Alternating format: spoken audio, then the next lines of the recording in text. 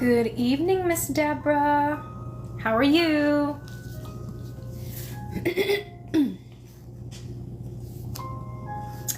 Heather Ann, Amelia, hello. Hello, everyone. I hope you all are having a fantastic evening so far. Or day, depending on where you're watching this from. But if you are brand new here, welcome, hello. You have stumbled upon a book reading. And as you can tell, this is the series we are reading from, and this is the author. You took a small nap, Miss Deborah. So you should be ready to go for this whole session, right? Like you shouldn't fall asleep at all. But if you're just joining us for the first time, you have missed a good chunk of the story that we have been... Hi, Sandra. Thank you for joining us this evening. If you're just joining us today, you've missed a lot. This is how much we have left out of all of this. But do not despair. If you have missed any of my previous readings of this book series and some of the other series that I've done so far, you can actually find them on my YouTube channel. So you just go to my bio, hit the YouTube link, it'll take you right to my page. It would be awesome if you subscribed if you're not already a subscriber. I'm so close to 1,000 followers, 1,000 subscribers on YouTube, so I can do YouTube lives at some point. So I'm not writing, I'm reading. So we are actually reading from the Giver Quartet series, and we're actually on the final book of the quartet, but we are only into the second book of the last book. So the fourth book is actually separated into 3 different little, like, chunks.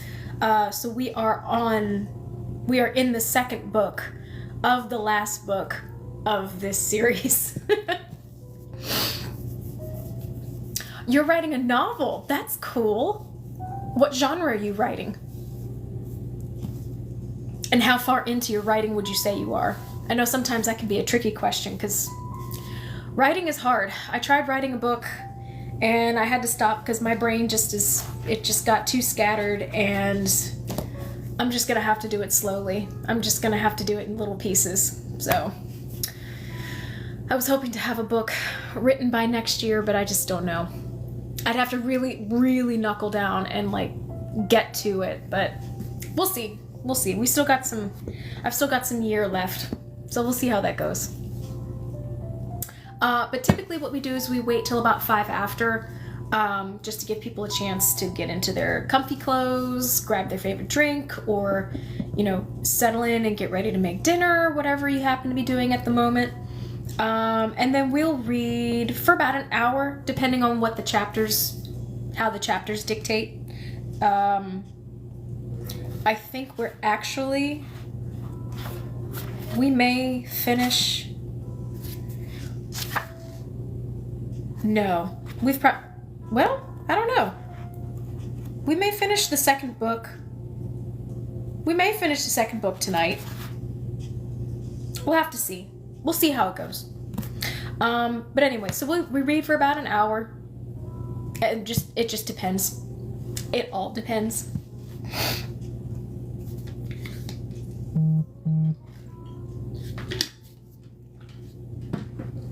So how has everybody's Monday been so far? Hopefully wherever you are, you have gotten some rain. Because I was visiting some family this weekend and they have not had any rain, and it looks crispy where they are. It's pretty crazy. So hopefully wherever you are is... On the flip side of that, I hope you have not been getting too much rain, because I know that there have been a lot of places across the U.S. right now that have been just inundated with flooding, and other places that are experiencing drought. So, good old USA and our crazy weather.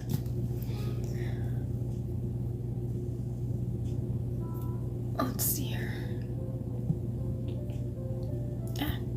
Also, if you... Big rain about 6 a.m. Okay, well, I mean, hopefully that was good. Hopefully that was needed, and not too much too much too quick in a time of drought can also just be just as bad. But, and if in the future, if you happen to know of anybody who likes, book readings, podcasts, like live readings and stuff like that, and they have TikTok, like, encourage them to come and hang out with us on Mondays, so I can read to them, and they can talk about me, and they can spread my fame throughout all of the internet, and grow our family even more than what we are right now. So, I'll have to cut grass again. Yeah, well, I try to make my husband take it easy with cutting grass, because we went for a while without rain and grass didn't grow, and then we got some rain and now it looks really good. It looks green. He's like, should I go mow it? And I'm like, no, leave it alone. Let it grow. All right. Well, it's about 5 after, so we'll go ahead and get started. But again, if any of your friends or family who happen to have TikTok, they like book readings, encourage them to come join us and hang out. The more the merrier. So, all right. Chapter 10. Einar says I must do this every single day. It strengthens my belly where the scar is. Watch. Alice glanced over from the fire, where she was stirring a pot of onion soup. She watched for a moment as Claire, lying on the floor of the hut, wedged her feet under a slab of rock that jutted from the base of the wall, and then lifted the upper half of her body and held herself at a slant, taut, for a moment before she lowered herself slowly back down and took a breath. Surely you didn't show that lad your scar. Of course not, but I told him of it. Claire bit her lip, held her breath, and raised herself once again, then down, slowly, and again. There, she said, gasping, after a few moments. That's 10. He told me to do it 10 times every day. Here, have some soup and bread now, Alice told her. I'll start bottling some strengthening brews for you as well. She glanced up at the dried herbs hanging from the beams that supported the hut's roof. Claire could hear her murmuring the names: white willow, nettle, meadowsweet, golden seal, and knew she was pondering what combinations to create. She had told Alice of her plan. No one else knew. Claire thought of Alice as the calmest person she knew, the person who had seen the worst of things over her long life and was not surprised or distressed by any of it anymore. Claire had watched her stitch the flesh and wrap an astringent poultice around the leg of a small child, gashed by a fall on the slippery rocks, soothing both the terrified mother and the screaming toddler at the same time with her reassuring voice. She had seen her, quiet and commanding, attend the most difficult births, with the babies upside down or sideways, and the mum begging for death and the dad puking in the dooryard. Claire had been there at deaths. Andrus's mother, from fever and cough, a fisherman with his skull crushed by a broken mast, a young boy racked by fits from the day of his birth, finally, at 5, dead with foam on his lips and his eyes rolled back to white.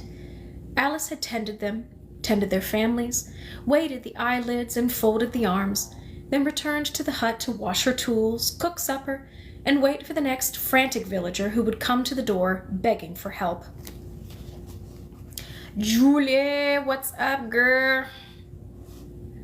She had never seemed alarmed, until the day Einar and Claire told her that Claire must climb out. That canna be, she said loudly, and began to rock back and forth in her chair as if to try to soothe the deep pain. Oh no, canna, you'll die. She turned to Claire fiercely. You'll die on the cliff. You'll fall and be broken to pieces. I've seen the others who was, and look at him, who was once fleet and sure-footed. Look at him now, ruined by climbing out. I'm sorry, Einar, you're a good lad, and I loved your mum, but you're bloody ruined by that mountain, and I won't have you do it to my girl. It was not the mountain that ruined me, Alice, Einar said firmly. Claire, listening, was startled by the sudden sureness of him. He had always been so shy and halting in his speech, but now he spoke with certainty to Alice. I strengthened myself for it and did it. I climbed out. It was after, and I'll teach her of that, but for now, I'll make her strong. That's how we're starting, and we need you to help Alice, for she wants her son and must have a way to find him. Boat, Alice wailed. She can go forth on sea, surely, if she must go. No, not by sea. I won't. As much as she feared the cliff and the climbing she must learn to do, Claire feared the sea more. It's winter now, Alice said to them, weakening a bit. It may happen spring we can toughen her up. The sun and air, that'll be good for strength. Einar laughed. We'll start now, Alice, he said, and spring will come before we know it. It always does. It did. Spring came. Through all the months of winter she had, each day, lain on the hut floor, put her hands behind her head and raised herself. Her scarred abdomen had become tight and smooth, and she no longer breathed hard at the effort. She told Einar, I'm ready.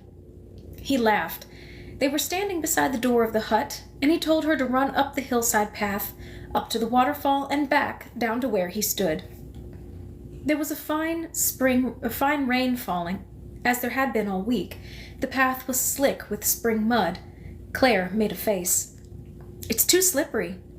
It's smooth and dry, if you think on it compared to the mountain. Yes, well, run up it. Grip with your feet. Claire looked down at her own feet, encased in thick wool socks under her coarse leather sandals. Take them off, Einar said. Claire sighed and obeyed. She pulled her sandals off and the socks. The ground was very cold still. Spring was young and the drizzle was chilly. She wiggled her toes into the cold, wet earth to get the grip, and then began to run. The path steepened partway up, and she slipped, scraping her knee on a rock. She righted herself, and now her hands were thick with mud, and a red trickle of blood patterned her leg. Catching her breath, she eyed the wet path above. Then she took a breath and continued. Run, Einar had said. She had climbed this path often before, but always slowly, placing her feet carefully. Now she ran. She tried to dig her toes into the ground, but they slid, and she fell again and righted herself again. By the time she reached the top of the hill and stood by the rushing waterfall, she found herself in tears. She was coated in mud, shaken with cold, and her knee was swollen and sore. From where she stood, she could see him below, looking up, watching her. She hoped he couldn't see her crying. Now down, she heard him call. Sliding part way, grasping tree roots to keep from falling, she stumbled down the treacherous path to the bottom. She wiped her tear-stained face with muddy hands and hurried to where Einar was waiting. Good, he told her. Now do it again. Each day through the summer she ran the hill path. On fine days, the mist of the falls made rainbows, and she began to smile when she reached that place, instead of weeping, as she had the first time. It began to feel not easy, but doable. She began to come down grinning and proud. Einar grinned back at her. You're growing strong, he said, then added, for a girl. She glanced at him and saw that he was teasing her. His look was fond. He turned away quickly and tried to hide the fondness, but Claire knew. She had seen him look that way at a half-grown lamb prancing in the meadow on a midsummer afternoon, admiring its agile charm. She had seen him look that way at her, and knew there was a longing to his gaze. When she felt she had mastered the path, he made it harder.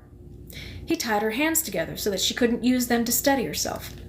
When the spring moisture had dried, the path became gritty and treacherous in a different way. She couldn't grip it with her toes. When she fell, bruising her shoulder because she couldn't break the fall with her tethered hands, he taunted her. When she wept, he ignored her. She dried her tears and ran.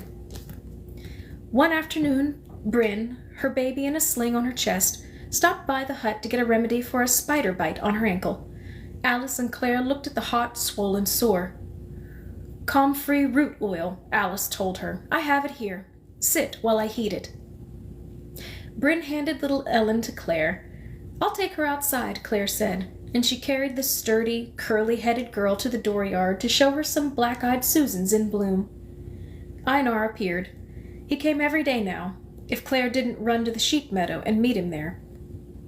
"It's Bryn's baby," she told him. "Isn't she sweet?" She handed a picked flower to Ellen, who grasped it in a fist and waved it in the air. "Run with her," Einar said. Claire was startled, but she laughed. Then, holding the baby, she ran all around the courtyard. Ellen waved her arms in delight. "Let me feel her weight." Einar took the baby from Claire. She could see that he had had no experience with a human infant, though he was sure and facile with the lambs. Facile? Facile, I think is the word. Anyway. She watched as with his large hands under her, Einar assessed how heavy Ellen was. "You must start running with weight," he said, and handed the baby back. "I'll bring it tomorrow." The next day he was back with a crude leather sack half filled with rocks. He tied it to Claire's back and told her to run the hill path. She did so, and arrived panting at the waterfall. She was tempted to throw a few of the rocks into the rushing torrent, to ease the burden for the run back down. But she didn't. She ran with the weight, and then ran the path again, and found that her breathing changed to accommodate the heaviness. After a few runs, the longer breaths she needed came naturally, and it was as if she had always carried it. Alice told her that it was the way of women, to tote a newborn and then adjust as it grew until by the time the child was plump and heavy, the weight seemed naught. Einar left a pile of rocks beside the base of the path and told her to add one more to the sack each day. Her legs grew muscled and firm. She showed him one day how strong and sure they had become. He felt where she showed him, pressing his large hand against the taut, smooth skin above her ankle, and nodded. Then he left his hand there, encircling her leg, and they looked at each other for a moment before he took it away. She felt his fondness again, and her own for him, and the futility of it for them both. She couldn't stay here. One morning Einar set a thick log on end. It reached to her knee. "Step up on that," he said. She reached for his hand, needing it for support, but he backed away. Claire checked the log to be certain it was firm on the ground. Then she measured the height with her eyes, raised one leg up, placed it on top of the log, shifted her weight, and picked up her other foot. But she lost her balance and fell back. "Try again." All afternoon she stepped onto and down from the log. At first she held her arms wide, using them for balance. Then Einar approached with the coarse rope he had used to restrain her hands on the steep path. "Wait," she told him. "I don't need my arms tied." Firmly, she held her own hands at her sides. Wobbling at first, she tested herself again and again until without moving her arms she could maintain her balance as she mounted the log. "Good," he said. The next day he brought a higher, narrower log. Winter came. Outdoors, she ran and climbed on ice. He began to teach her to use a rope, to knot it and twirl it and fling it so that it caught on a rock or a branch. At first it caught things at random. Then after a bit, she found she could aim with the noose of the rope, that she could choose a log or a bush and catch it precisely on most of her attempts. Then he made the noose smaller. He directed her to capture smaller things, a seedling pine reaching upward from a crevice, a stone balanced on a tree stump. He took away the thick, coarse rope and gave her a thin, woven cord that whistled when she spun it out into the cold air and snapped a twig with its tiny noose. Inside the hut, in a corner that Alice had cleared for her, she walked back and forth on a piece of rope stretched taut between two posts, her toes gripping the rope, her breath even, her eyes focused, her arms at first stretched for balance and then, as spring approached, her hands at her side and her movements steady and controlled. She walked the rope forward and backward. She stood on it still as a post, on one leg, then the other. Slowly she bent one knee, lowered herself, remained there poised, then rose again. Yellow Wing twittered and pranced on his perch, excited as he watched her. Alice, watching, held her breath and then gasped at each new move. But Claire was calm. She felt strong. She felt ready. Now? She asked Einar. Einar shook his head. Next, we begin to strengthen your arms, he said. Grab some water.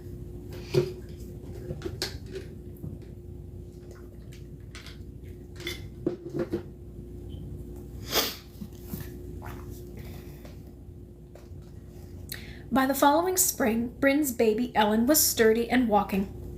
Bryn was expecting another and hoped for a boy. Bethan, Delwith, and Ira were tall now, with long legs and secrets that made them whisper and giggle. Most of the village had lost interest in Claire. She was no longer new and mysterious. The scandal of her child was forgotten. There had been more recent disgraces. A woman who took up with her sister's husband. A fisherman who was caught stealing from his own brother. The villagers took little note of Claire's odd new hobby. The hill paths were not visible, and Alice's hut was separate. She continued her everyday chores, helping with the gathering of plants, accompanying Alice to births and deaths. Sometimes Alice sent her alone to tend a simple cough, or fever, or rash. The old woman was increasingly bent over, and her walking now was slow. Her eyesight was dimmed. She needed more rest. Claire teased her gently and told her that she should train to climb out. Look how strong Einar's made me, she said, and held out her bare arm, tightening the muscles with pride. Each evening, after she had cleaned up the hut from dinner and while Alice sat knitting in her rocker, Claire took up her position, lying on her side on a mat near the wall, and breathed deeply. Then, legs straight, she raised her body on one arm, held herself there, hovering, and then eased herself slowly down, again and again, first one arm, then the other. Her sack of rocks was so heavy now that an ordinary person groaned trying to lift it, but for Claire it was easy. She swung it onto her back each day and wore it while she tended the garden or gathered the herbs. She ran up and down the hill path with the sack on her back and another in her arms. Steep, rutted places that had once made her stumble and slip were now familiar and easy. He had her run the path at night. Things felt different in the dark. She trained her feet and hands to know the shapes of things, and her mind to sense when she neared an edge and must back away lest she fall. He wanted to blindfold her so that she could practice the dark in daytime, but she said no. I'll do it at night, even in the middle of the night, when there's no moon and when it's bitter cold. But I can't have something tied over my eyes. It's like being on the sea. It's a fearsome memory that I can't... She turned away and couldn't finish, but he seemed to understand. You must learn the dark, though, he told her. Part of the climbing out will be in dark. You'll start before the sun comes up. Why? It's too long a climb to do it all in daylight. If you wait and go at dawn, at sunup, then the dark part will come near the top. You'll be making your way up and around places where a mistake will bring death on you. I'll teach you to feel every bit with your feet, but even so you'll need your eyes as you near the top. Together they looked up at the shadowy cliff. Claire had to lean back to see the top. Mist swirled there and she could see hawks circling. He had said he would teach her to feel with her feet, and after some time she became aware, amused by it, that even her toes were supple now. With astonishment she realized that she could perceive the smallest of pebbles, and pick them up if need be, with individual toes. She could grasp a twig between the third and fourth toe of her left foot, or carefully feel her way around the sharp edge of a flat rock by her big right toe, which was as sensitive now as a fingertip. She told this to Einar with delight. Imagine that, she said. Toes! He nodded in agreement, but looked sad. But he turned away and didn't reply. Wow, wait a minute. What's wrong? She asked him. But he turned away and didn't reply. Guiltily, she realized it had been cruel to be so gleeful over the strength and agility of her feet to someone who had lost his own.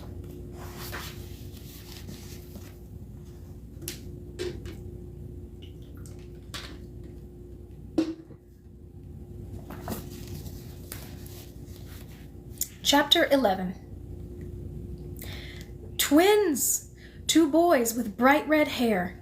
Bryn, exhausted as she was, lay laughing at the surprise and the sight of them. Claire held one in each arm and then laughed herself as she realized she was raising and lowering them slightly, the same way Einar had her raise and lower heavy rocks to strengthen her forearms. It was almost winter again.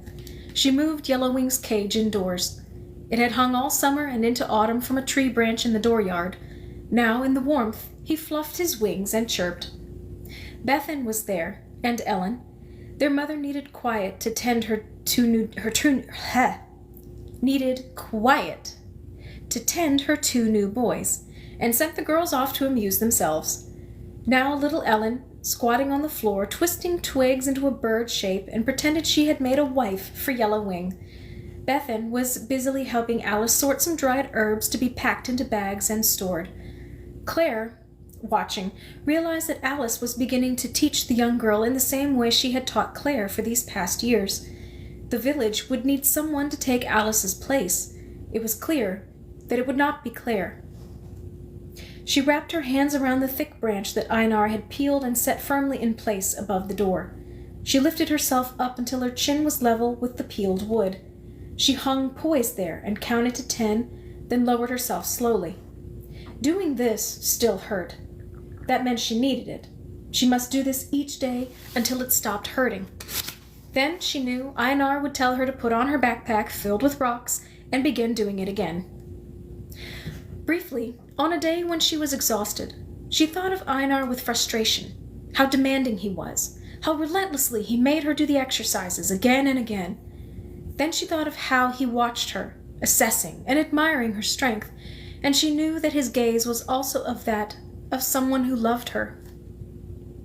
Tall Andras had married in midsummer. His new wife was a fresh-faced, quick-smiling young girl named Marin. Standing at the ceremony, Claire felt no sadness. She had never wanted to be his wife. But once he had hoped for it, and now he had moved on and seemed happy. She thought sadly of Einar, alone in his hillside hut, and knew that a part of life was passing both of them by. Soon? She asked Einar, after she showed him how she could hold herself raised on the branch with her arms taut and unshaking, even while wearing the sack of rocks at its heaviest. He ignored her question. "One arm now," he said. While he watched, she struggled to lift herself with just one. He wanted her arms to be equally strong on both sides, as her legs now were. On either leg she could hop up onto a rock, slippery with damp moss, and stand balanced there with the other tucked up like a water bird. After rain she could slide, standing on one foot, down the steep muddy path and stop herself at any point by pressure on her heel or toes. She could hold a pebble on her raised foot and then move it by concentrating on it until it was between two toes, then under. From there she could move it from one toe, under and over. It made little Ellen laugh uproariously to watch and then try the same feat with her own chubby toes. "Why do I need to spend time learning foolish tricks?" Claire asked Einar. "This seems a waste." "It won't be. It's important. You'll see." She was eager to go. She had waited such a long time. But she had come to trust Einar, his wisdom and caring deeply.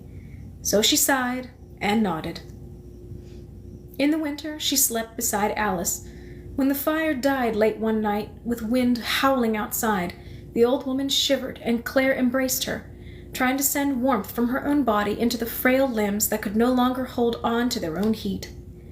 "You're a good girl," Alice murmured. "Your own mum must miss you fierce." Claire was startled. When she tried, in response to Alice's words, to think of her mother, there was little that came forth. Parents, yes, she had had parents. She could remember their faces, and could even recall the sound of their voices, but there was little else. "I don't think she loved me." Alice turned in the bed, and through the dim light of the last embers that glowed in the fireplace, Claire could see her bright eyes, open in surprise. "How could that be, child?" Claire chuckled and hugged her. "I'm not a child anymore, Alice. Maybe I was when you found me. I was a young girl then. But so much time has passed, Alice. I'm a woman now." "To me, you're a child still. and a mum always loves her child. It should be so, shouldn't it? But something stood in the way of it. I think it was well, they called them pills. The mothers took pills. Pills? Like a potion. Ah, that was something Alice understood. But a potion is meant to fix an ill. Claire yawned. She was achy and exhausted. My people? What did that mean? She didn't really know. They thought that it fixed a lot of ills, not to have feelings like love.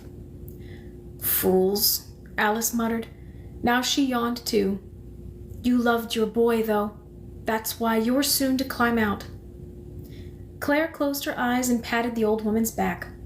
I did, she said. I loved my boy. I still do.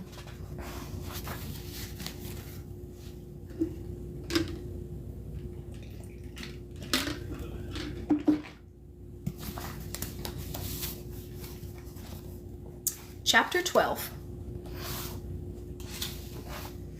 In late spring, tall Andras had a plump newborn son, and there were lambs prancing in the upper meadow, their soft fleece warm in the changed, gentler weather. Early wildflowers were in bloom, and lavender butterflies with lacy patterned wings darted from one to the next. Bryn's twin boys grinned and showed 2 teeth apiece. The fishermen folded freshly knotted nets they had mended in winter while their wives, beside them at the fire, made the sweaters they could wear on their boats. Even the wind seemed new. It wasn't the same brutal wind that had ripped the roof thatch and swirled the snow. Now it pulled the warm scent of brine-washed sea urchins, mussels, and kelp from the rocks, and carried it gently across the beach and up the hill. It lifted Claire's long curls as she knelt and filled a basket with nettles. The rigid stems and heart-shaped leaves were covered with stiff hairs that were painful to touch, but she was wearing the special protective gloves Alice had made. The plant would be a valuable pain reliever for old Benedict, who was suffering from gout. Don't touch, she warned Bethan, who had come with her and wanted to help. It stings. You gather the elder bark over there. Your mum needs it for your brothers. Bethan peeled bits of the bark and added it to the basket. The twins were fussy from teething. When I leave, you'll be in charge of the gathering then. Alice will make gloves for you. You must be careful with these nettles. Bethan hung her head. Don't you think you can do it? You've learned so much, Claire reassured her. I can do it, but I don't want you to leave. Ah, Bethy. Claire hugged the slender girl. You know why I must go. To find your baby, Bethan sighed. Yes, I know. Not a baby anymore. He's a boy now. If I don't go soon to find him, he'll be a man. I fear for you, Claire. Bethan's voice was low. Why is that? You know how strong I am. Look. Claire reached up with one arm and grasped a limb of the elder tree. She raised herself until she balanced, unwavering from the one muscled arm. Then slowly she lowered herself back to the ground. Not even your pa can do that, can he? Bethan smiled slightly. No, and pa's getting fat too, Ma says. You mustn't fear for me then. You can see that I'm strong and swift and smart and sly and Bethan giggled. It was a game they often played with the sounds of words. And silly, and sleepy, and slug bucket. Swat bottom! As it always did, their word game dissolved into nonsense, and they laughed as they carried the basket back down the hill. Time passed quickly now. The seasons flowed into one another, and Claire was no longer surprised as the changes came. Like the other villagers, she bundled herself against the increasing cold as each winter approached, and welcomed each new spring. The growth of the children made her aware of time passing. Bethan and her companions were no longer giggling, exuberant children. They were becoming taller, quieter, preparing for womanhood to come. Ellen, no longer a baby, was the small, mischievous one now, playing the imaginative games that her sister once had. The red-headed twin boys scuffled and scampered together while Bryn, their mother, fretted over their misbehavior and laughed at their antics. Each spring the snow melted, and Claire took Yellow Wing's cage outside to hang it once again from the tree. Each fall, when the wind swept in from the sea and the leaves fell rustling on the ground, she brought her little companion into the cottage once again. "How long will he live?" she asked Einar one day when she was feeding the bird. Suddenly she was aware that each life had a beginning and an end. "Birds have a long life. He'll be here to keep Alice company when you be gone." Claire glanced at him. He had not mentioned it in a long time, the fact of her leaving. He tested her strength still and kept her working at it, but he had not spoken of the climbing out for many months. It had been 6 years now since the day she had been carried in from the sea, and 5 since the morning that Ellen's birth returned the memory of her son to her. Somewhere he would be a half-grown boy, running, shouting, playing. Einar saw her questioning look. "Soon," he told her. With summer approaching, plants coming into flower, and Alice in need of help as her strength began to ebb, there was a great deal to do. The daily exercise had long been part of Claire's routine. She rose before dawn each day and lifted sacks weighted with stones many times with each arm before she put the kettle over the fire. Then, while she waited for the water to boil for tea, she practiced the lifting of her legs and the raising of her upper body as she lay flat. She could now do these things with great ease. It made her laugh to remember how difficult they had been when she started. Now she tied heavy rocks to her ankles and wrists, but still performed the familiar motions without effort. She cleaned Yellow Wing's cage, as she did each morning. It had been raining for some days, but now the rain seemed to have ended. It was a simple, cloudy spring morning. She carried the cage outside and hung it from the willow tree beside the hut. She whistled and chirped back at the bird, who was excited at being outdoors. Then she heard a familiar answering whistle and turned to greet Einar, who was approaching from the meadow path. "Alice baked bread yesterday," she told him cheerily, "and she made extra. We have a loaf ready for you." "Look at the sky," Einar said. She did. Above the looming cliff, the pale, wadded clouds reminded her of Einar's sheep when, after the snow melt, they still huddled for warmth, but with heads down moved across the meadow, nibbling at new shoots. But somehow she knew that wasn't what he meant. "What?" "There's sun behind. Rain's done for a while." Those who tended stock, like Einar, or who farmed, like Andras, or all of the village fishermen, they knew the sky. Claire nodded cheerfully at what he said. "Good! I can do the washing and hang it out on the bushes." "No," Einar said. "No more washing. It's time to climb out."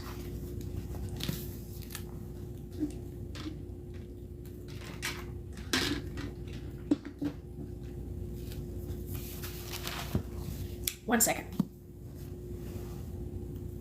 I need some chapstick. I think I need to get a humidifier for my house. The air's a bit dry in here.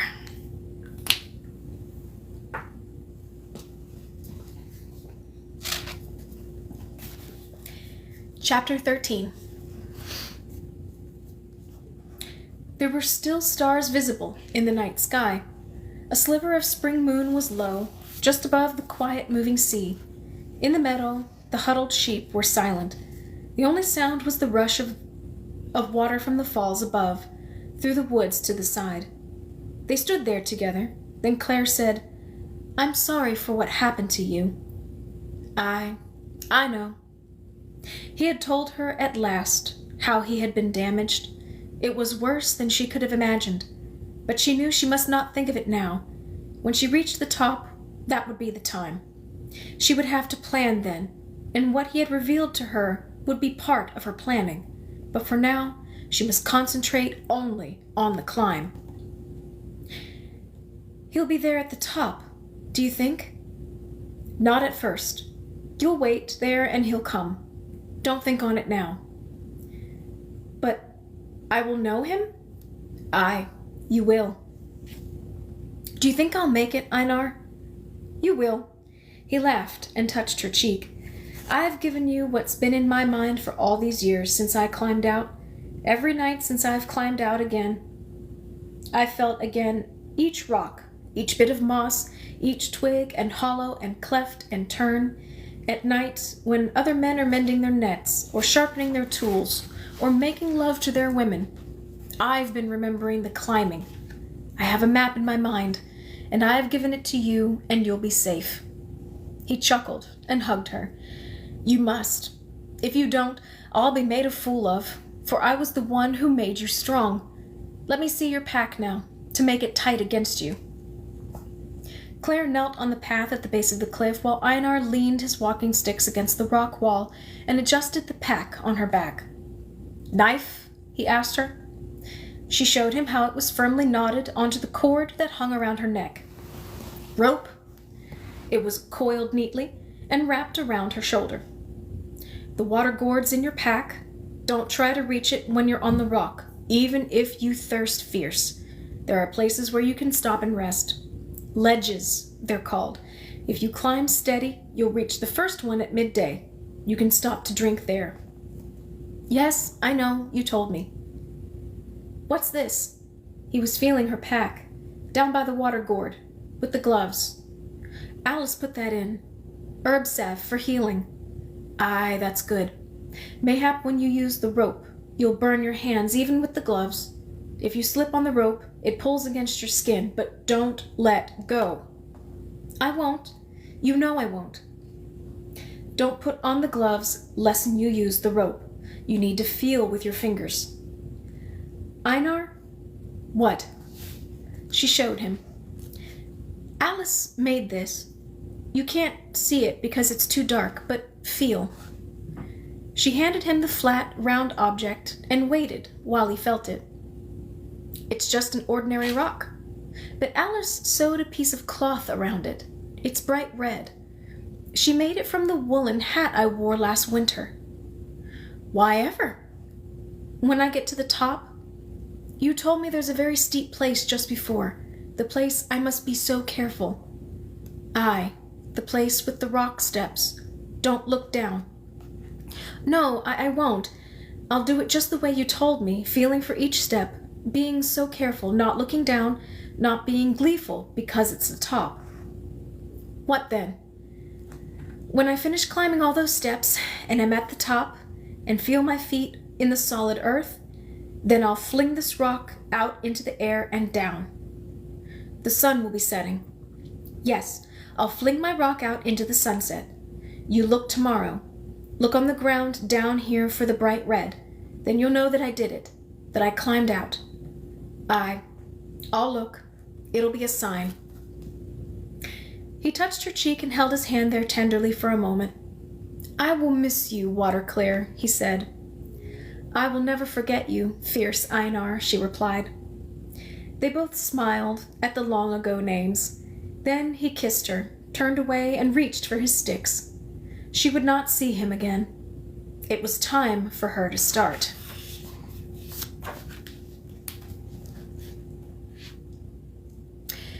The base of the cliff was large boulders, some of them slippery with damp moss on their shadowed sides. They were easy for her to climb. She had practiced here occasionally after dark, so her feet, bare, though her sandals were in her pack for later, knew the feel and shape of them. But it would be too easy to dismiss the dangers even of this familiar beginning place. A slip on the moss, a misplaced step, a turned ankle, and her mission would end before it began. So she reminded herself to be vigilant. She focused on each move, placing each foot meticulously, feeling the surface with her toes, assessing the texture, shifting her weight before she took the next step. Once she jostled a small rock in passing and sent a shower of stones clattering down.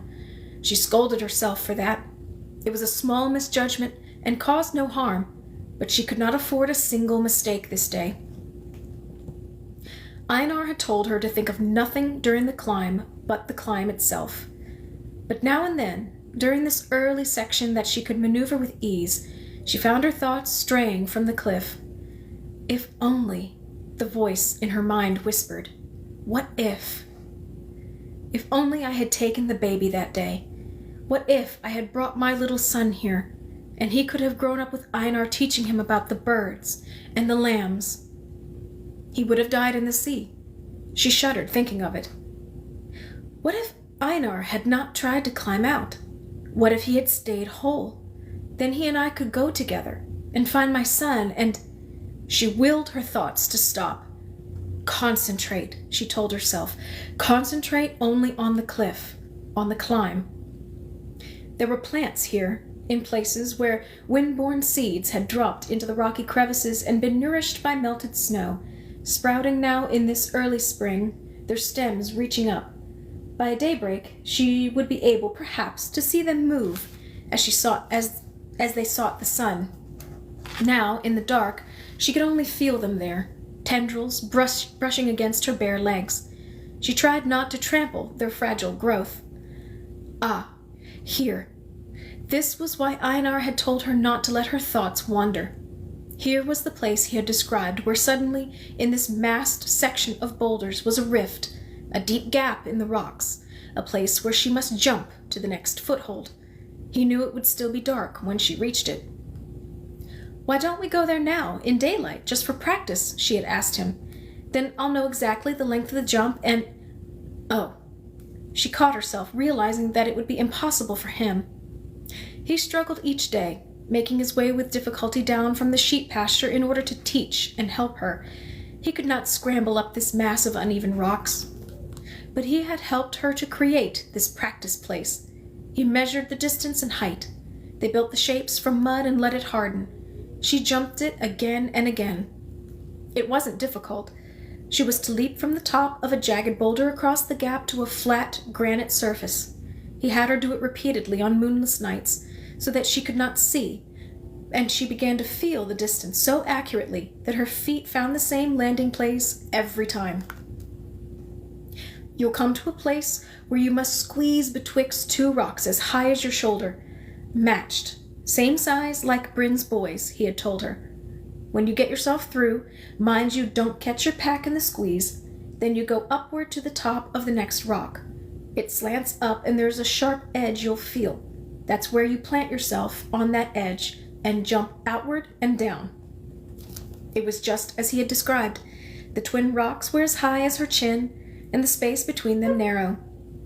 Carefully she used her hands and felt the surface all the way down each one, to make sure there would be no rough places to scrape and injure her as she squeezed herself between them in the dark. Then, arching her back to accommodate the lumpy pack, it would be a disaster should her water gourd be crushed, she slid through. The next rock was what she expected, a sharp upward slant with jagged outcroppings. She mounted it inch by inch, avoiding the danger-like places that might gash her soles. She used her trained toes like fingers, feeling the way. It was slow going because she took such care. It was what he had taught her to do. Finally, she reached the top of the slant, the sharp edge where he had instructed her to plant her feet for the jump. She balanced there, took a deep breath, recalled in her mind the feel of the distance she must cover, then made the leap into darkness with certainty. She landed on the flat granite, balanced perfectly. It had been her first challenge, really, and a small one. But even the small ones could be disastrous if they went wrong, and it was satisfying to have it behind her.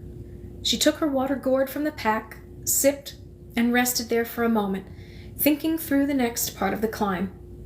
On the horizon, looking out across the sea, she could see a thin, pink line of dawn emerge.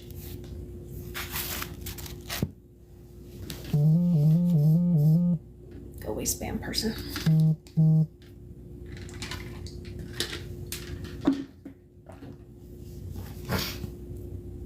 Oh my god, guys, she's so close. She's so close. Chapter 14.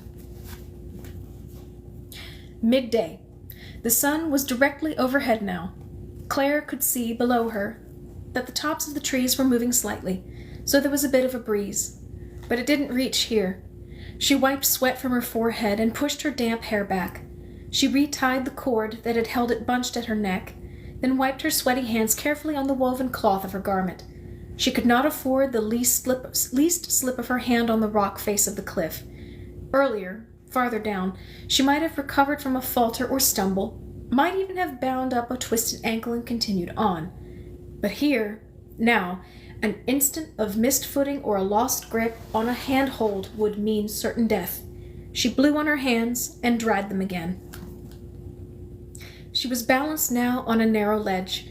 Einar had told her she would reach this place at midday, and it would be safe to stop here and drink from her gourd. She had done so already once, at dawn, on the lower rocks, when it was still easy to stand and rearrange her pack. Here, it was much more difficult. The hours of learning balance were helping her now. Turned sideways on the ledge that was no wider than her 2 feet side by side, she wriggled the pack around so that she could reach in and grasp the gourd. She held it carefully with both hands while she drank, then replaced it and withdrew the gloves from her pack. She would need them next. If she had needed her arms for balance on this precarious perch, she would not have been able to drink. But her body needed the water, and he had prepared her for this. After she moved the pack again to its place between her shoulders, she stood with her legs steady and firm and pulled a glove onto each hand. Then slowly she uncoiled the rope. It was amazing, really, that having made this climb only once, then down again, so perhaps that counted as twice, but he was injured then and could hardly have been memorizing the ledges and grasping places. Einar had been able to recreate it for Claire. She imagined him alone in his hut all those years, making this climb again in his mind, creating the map of it night after night, night after night. Here you must stop and look carefully ahead and slightly up for the next hold. At this place there is loose rock. It deceives. Do not place your foot on the ledge here. It won't hold. A gull has nested here. Feel under the nest, through the twigs. There's a place to grasp. Use the rope here. Feel with your toes now. Don't look down. She was now at the place where he had said to use the rope. She must find the spot up and ahead where a gnarled tree jutted from a slice in the rock face. There would be a small ledge beneath it. Between here, where she stood balanced on this ledge, and the one below the tree, was nothing she could grip or hold, so she must capture the tree with the noose of her rope and use it to get across the wide expanse of vertical rock. She formed and knotted the noose. Across and above, she saw the stunted tree. She measured it with her eyes to know how large the noose should be. Einar had said it may have grown in the years since he had done this. She might have to make a large noose, he had told her, to whirl it over the crooked branches, then tighten it around the twisted trunk. But she could see from here that it had not grown at all. Instead, it was blackened, and one of the branches hung crooked and dead, split from the trunk. Lightning, Claire thought. It has been struck by lightning. She tried to see where the roots emerged from the rock. Were they split as well? Would they hold? But they were hidden from her sight by a thick knob on the trunk itself. He had warned her not to look down here. She was tempted to do so, in order to know what would happen if the tree failed her, if it broke from her weight and she fell. But she could hear his voice. Think only of the climb. Think on what you control. But she could not control the tree, or its blackened, split trunk. She could not control the strength of the gnarled roots that held it to the cliff. But he had taught her how to control her body, her arms, her hands, her fingers, her feet and legs, and with them she could control the rope. She let it out, looping between her gloved hands until it seemed the length was right. Then she began to twirl the noose. She had practiced this with Einar so often. Now, she sent it loose, and the loops unwound between her gloves as the rope shot out like a snake she had once seen unwind itself in pursuit of a mouse, frozen in terror. The snake had killed the mouse in a split second. Claire's aim was just as accurate, but she had made the noose too small. It caught the end of the tree, but didn't encircle it entirely. It was caught in the Y of a small forked branch. She jerked the rope, and to her relief, the twig on which it was caught snapped and the rope fell loose. She brought it in, hand over hand, and coiled it again. She remade the noose, slightly larger this time, and looped it for a second time between her gloved hands. She called back the image of the snake, its eyes, its aim, the swift accuracy of its strike. One more time, she twirled the rope and sent it out. This time, snake-like in its precision, it encircled the tree. Claire tightened the noose, pulling it in close around the trunk by its base near the rock wall. Then, still balanced on the tiny ledge where she stood, she knotted the rope around her own waist. Her next move must be to leave the edge, to steady herself with the taut rope and walk herself across the expanse of vertical veined granite, feeling for tiny protrusions to grasp with her bare toes. If the tree uprooted and fell, she would fall with it and die. Think only on the task, on the climb. She reached out with a foot, pressed it into the wall, and anchored it there. She tightened her grip on the rope and lifted her second foot from the ledge. For a breathless moment, she dangled there in space. Then she placed her foot on the wall and steadied herself. The tree was holding. She moved her first foot an inch, then another. The tree still held. She tightened the rope, moved her second foot, and then the first again. She took in more rope through her gloved palms as she moved herself slowly across. When at last she reached the small ledge below the tree and felt her feet firmly in place there, she took a deep breath. From here, she would go upward through a diagonal crevice, but there would be footholds. She could see the first ones just above her, and at the top, another resting place. With difficulty, she pulled the rope loose from the tree and rewound it. There was no way to return her gloves to her pack here on this tiny, precarious place, so she fixed them under the rope on her shoulder. Then she reached up for the first wedge of rock and lifted herself by one arm into the crevice. It was cooler here in the shadows. She realized she was getting tired, and it was only early afternoon. There was still a long way to go. It took Claire longer than she had expected to make her way through the narrow shadowed tunnel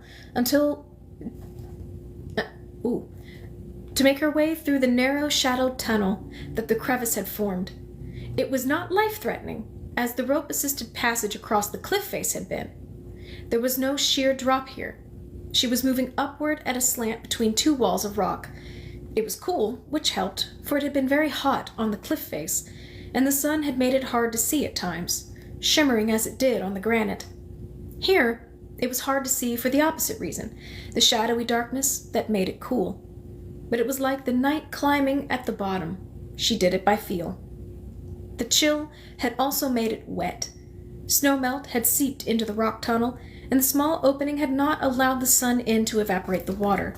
So the rock walls were damp and slippery. Twice, Claire's fingers slid loose from their holds and she went backwards, sliding down into the space she had just climbed through. She wiped her hands firmly again on her clothing, but the fabric, too, was now soaked through. Finally, she thought to put on the gloves that she had wedged under her coiled rope, but when she pulled at them, there was only one. The other glove had slipped free and fallen someplace. For a moment, she despaired. Then she remembered what Einar had told her.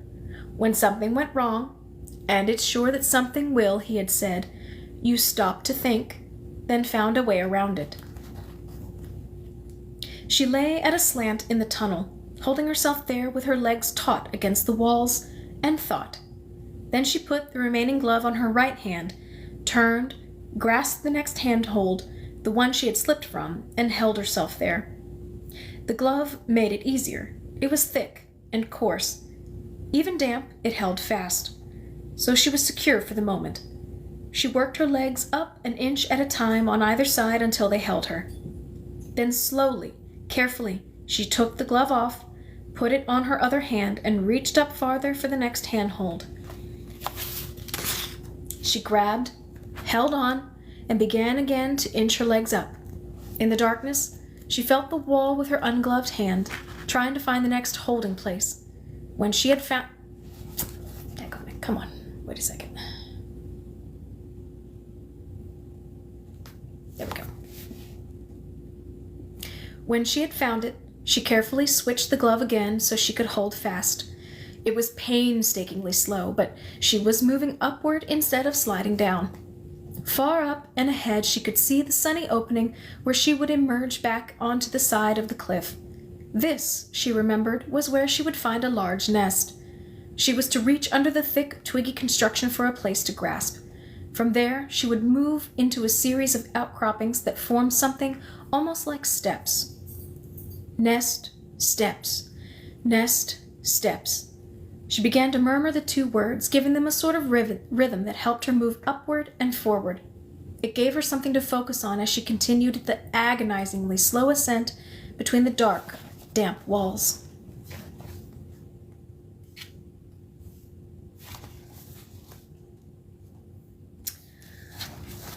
All right. That will bring us to... Wait a minute. Actually, you know what? We've only got 2 chapters left. We're going to keep reading until we get to the end of these 2 chapters. So just kidding.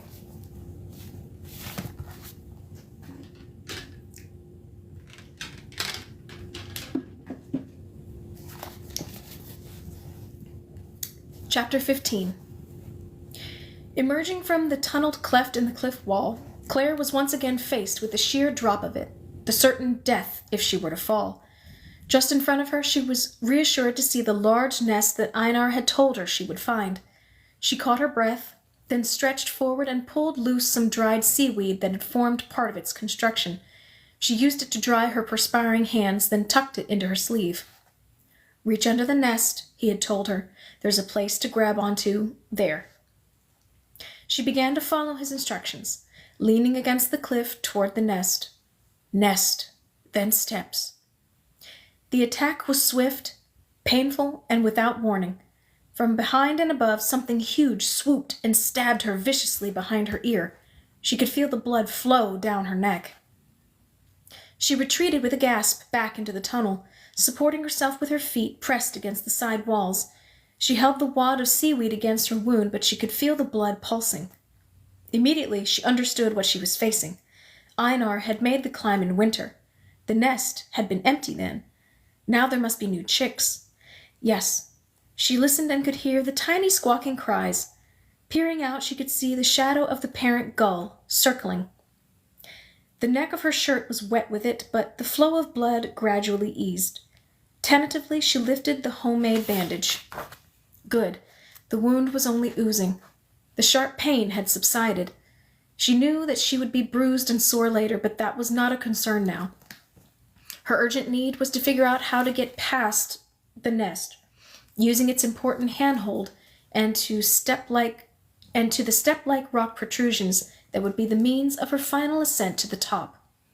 After testing her legs and feet against the walls to be certain her perch was secure and she wouldn't slip back down into the tunnel, Claire reached back into her pack and took out her water gourd. She drank deeply. Then she remembered the healing salves that Alice had placed in the bottom of the pack. If she returned the gourd, she wouldn't be able to reach the medicine. But she had no place to put the water container. She shook it, realizing there was little water remaining. Finally, knowing there was a risk in this, she gulped the remaining liquid and dropped the empty gourd into the tunnel she had just climbed through. She could hear its single hollow thud against the wall as it fell, and then silence. Now she was able to reach into the pack. First she removed her sandals, the laces of which were tied together. She hung them around her neck and removed the container of salve. It opened easily, and she smeared the healing paste thickly on her wound. She returned the small clay pot and the wad of bloody seaweed to the pack, which now dangled near empty from her shoulders. She felt ready to try again. The shadow of the gull had stopped passing over the opening. She hoped it had soared to the sea and wouldn't return until it had a full beak of fish for its young. She would be fast. She planned it in her mind. She would lean from the opening, throw herself across the steep rock, and make a quick grasp of the hold beneath the nest. From there she had only to pull herself across quickly and to find the first step on the other side. He had told her it was quite close, easy to reach. She thought it through. 1. Move quickly out of the mouth of the tunnel. 2. Reach with her left hand, arms stretched across the rock under the nest, and grab the handhold firmly. 3. Push with her legs, holding on with one hand. How grateful she was now for all those months of arm strength exercises. Move across the cliffside. Feel with her toes for small ledges. They would help. 4. Find the first step and reach for it with her right hand. Then she could move her left arm away from the nest and go beyond the place where the gull would see her as a threat. Time to start. From her brief glimpse of the sky when she had tried to reach the nest before she was attacked, she guessed that it was now very late in the day. She must do this quickly. Once she passed this danger, the end was in sight, and she could reach it before darkness. Go! Claire hoisted herself up until she was kneeling at the lip of the tunnel. She reached across with her left arm quickly into the debris that formed the thick base of the nest. She found the knobby handhold there and grasped it. The squawking from the chicks became louder. They were frantic with fear. Holding tightly with her left hand, feeling the strength in her arm, which would now briefly be her only support, she planted her feet firmly to push off and propel herself across the rock. From the sky, its black wings folded tightly against it. The parent gull, summoned by its young, dove at her. She could see its pink legs folded against the white underparts, and the red spot at the tip of its razor-sharp yellow bill. But it was just a split second. The gull speared her arm, ripped at it, and wrenched it loose from its hold. Claire screamed and fell back into the tunnel, instinctively using her feet once again to wedge herself against its walls. She was bleeding badly. She could see the bone of her arm exposed by the huge gash the bird had made when it tore at her with its beak. She leaned her head as low as possible and took a deep, shuddering breath. If she fainted, she would slide all the way back down to the tunnel that it had taken her several hours to climb. She would not allow herself to faint. She would not allow herself to be killed by a bird. It came to her what she must do. She removed the container of salve again from her pack, opened it, and applied it thickly to the gaping slice in her flesh. She used the salve as a paste to compress the wadded seaweed against the wound. Still, it bled. The little pot was empty now, and she let it drop, hearing it fall as the water gourd had. She reached into the pack again and found nothing remaining there but the red-covered rock intended as a signal when she reached the top. She held it between her teeth while she used the knife to cut through the fabric of the pack itself and made a strip of the leather. Then she placed the flat rock over the seaweed and held it fast there with the leather strip wrapped tightly around her injured arm. She tested it, moving her arm in several ways, and the dressing stayed firm. Then she dropped the ruined pack down into the tunnel and it disappeared into the darkness. Next she moved up to the top opening of the tunnel. The gull was circling, waiting. Claire ignored it. She uncoiled the rope that she had been carrying looped around her shoulder. She made a noose. Then, once again, she planned what she was about to do. She did it in her mind, rehearsed it, this motion, then that. She knew she must be very, very fast. Another successful attack from the black-backed gull would bring about her death. She could not let that happen. When she was ready, she thought, now. She lifted her upper body from the tunnel lip, spun the noose, and let the rope fly. It was just a short distance, and her aim was accurate. She lassoed the nest, tightened the noose, and pulled. It was startlingly heavy for something made of twigs, seaweed, and grass, but it crumpled, folded upon itself, and she ripped it from the rock, flinging it outward into the air. She watched it and the chicks falling for a moment, and the enormous gull swooping toward it and shrieking. Then she lifted herself, reached across, grabbed the now visible handhold with her uninjured arm, and pulled herself triumphantly across the cliff face to the steps that would lead her to the top.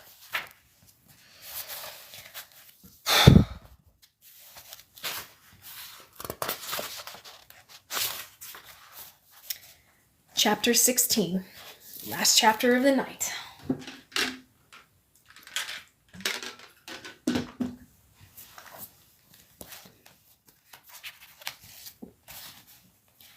Claire lay panting upon the solid earth. It was dark now. The attack of the gull had consumed precious time. And when she reached the steps that would be the final climb, dusk had come. He had said, "Don't look down," because this very last section, although it was made relatively easy in its climb because of the odd outcroppings that formed footholds, was sheer in its vertical drop. It could have been terrifying to look down and realize the distance that a fall would be. To lose your grip out of terror after such a dangerous and difficult day, to fall at the very end of it, that was what Einar feared. But she rose and looked down now from the edge at the top and saw nothing but darkness. Above her, the sky was filled with stars. She felt the wound on her neck. It was encrusted with dried blood and very sore, but she thought it was not a serious wound. She had seen worse on children who had stumbled on rocks. Her arm was a greater concern.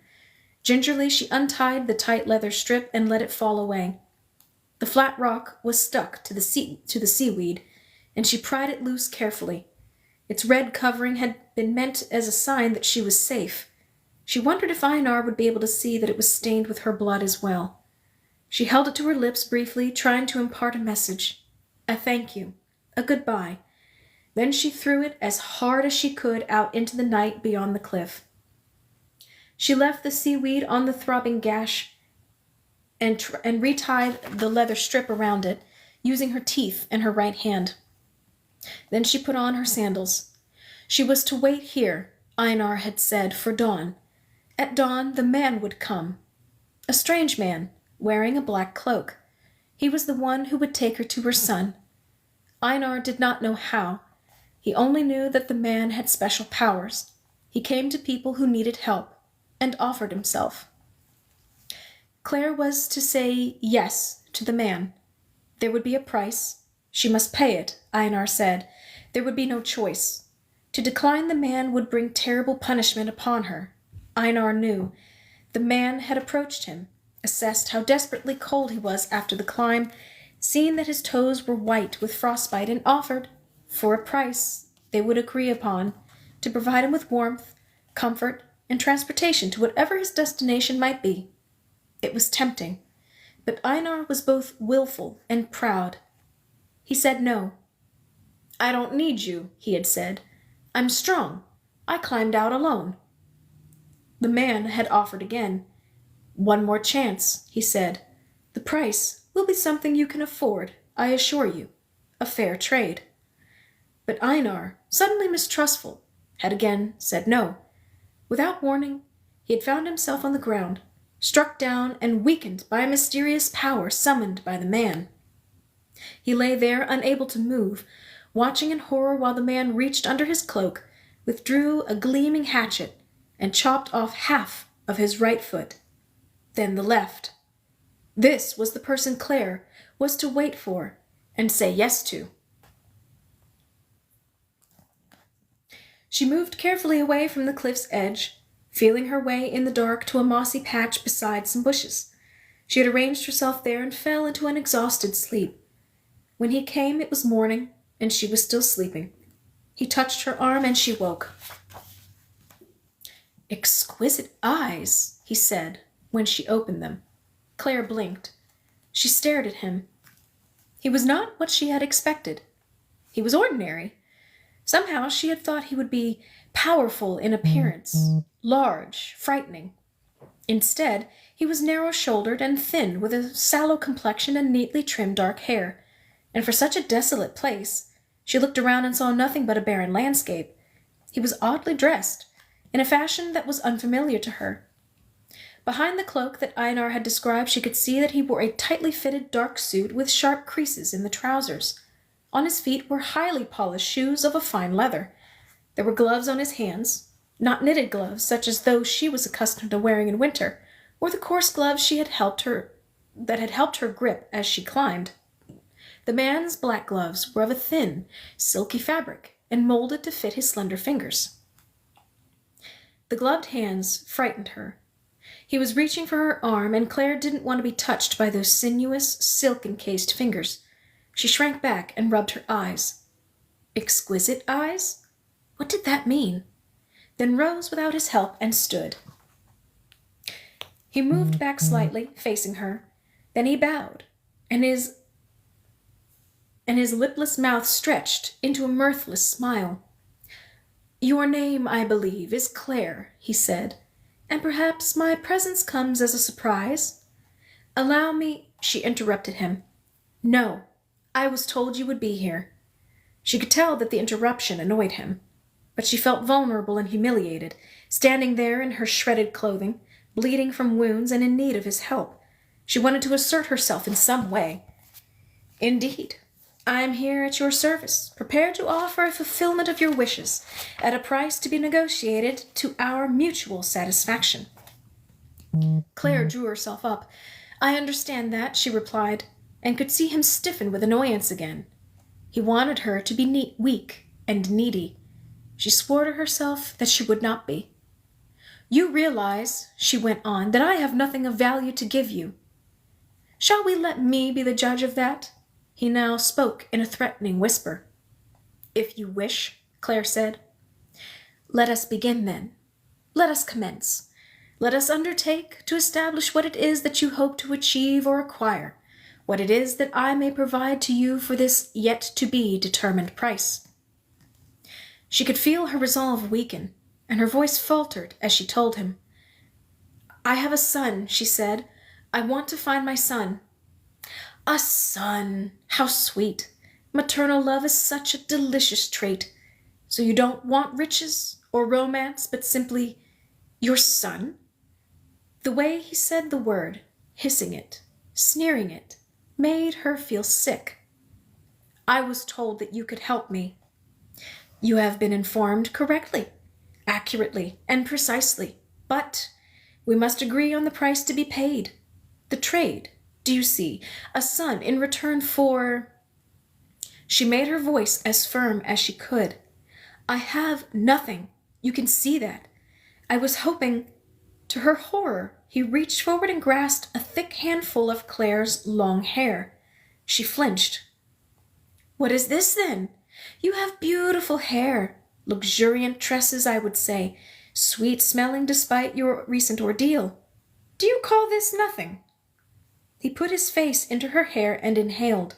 His breath was foul-smelling, and Claire willed herself not to step back in disgust. He was twisting the hair he held and hurting her, but she stood her ground. Was that what he wanted? Just her hair? He was welcome to it. It was dirty and tangled, and she would be glad to free herself of it, Claire thought. But he opened his gloved hand, released the handful of curls, and stood back to look at her with his slitted, close-set eyes. Her first thought of meeting him had been ordinary. Now she saw that he was not ordinary at all, but darkly sinister. It was not just his breath that smelled. Suddenly, he was enveloped in a rancid aroma so thick that it was almost fog-like.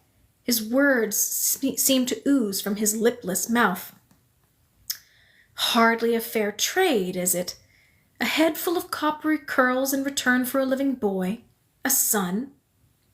Had she imagined that his tongue darted in and out, like that of a snake, when he hissed the word? "No," Claire agreed, "it doesn't seem an equal trade. But as I told you, I have nothing." "Nothing is such a pathetic word, isn't it? But then you are pathetic. Your clothes are rags, and you have a pulsuous scab on your neck. Still," he hesitated, "my calling, my mission, my motivation, and my very existence is to create trades. This for that. Reciprocity." The tongue flickered again as he drew out the word reciprocity. Claire shuddered, but maintained her composure. "So you want your boy, your son. Tell me his name." "I'm sorry, I'm not certain. My memory has been damaged. I think he was called Babe." "Babe?" His voice was contemptuous. Claire felt as if she were failing a test. "Wait," she said. "Maybe it was Abe. It was so long ago. It might have been Abe." "Abe, Babe." The man's body swayed as he repeated the words in a sing-song voice. Then he fell silent, moved close to her, leaned forward, and whispered harshly, "I offer you this trade. I make the offer only once. Take it or leave it. Ready?" Dreading what he has to say, Claire nodded. She had no choice. He grabbed her neck with his eerily smooth gloved hand, pressing into her wound so that pain sliced through her and drew her face close to his. She could smell his foul breath again. "I want your youth," he said harshly into her ear, and warm saliva sprayed across her cheek. "Trade?" he murmured, still holding her in his awful embrace. "Yes," Claire whispered. "Say it." "Trade," she said loudly. "Done." Then he released her and shoved her away from him. When he turned and walked away, she understood that she was to follow. Surprisingly, she found it difficult to walk. Her legs were weak. She couldn't straighten her body easily. Had it been only 24 hours before that she'd leapt from rock to rock, had climbed and grasped and pulled herself up to the sheer cliff? Now she was shuffling and bent, and it was hard to catch her breath. She struggled to keep up with the man, who was striding quickly ahead. Her hair fell forward over her face. When she reached up to smooth it back, she saw that her hand had changed. It had become veiny and spotted, and she saw, too, that the loosened hair was no longer the thick red gold curls he had admired a few minutes before. Now it was a sparse handful of coarse gray. He paused, looked back, and smirked at her confusion. "Get a move on, you old hag," he said. "And by the way," he watched her contemptuously as she made her way, shuffling around a boulder in the path. "Your son's name is Gabe," he said. "And mine? My name," he added with a superior and hostile smile, "is Trade Master."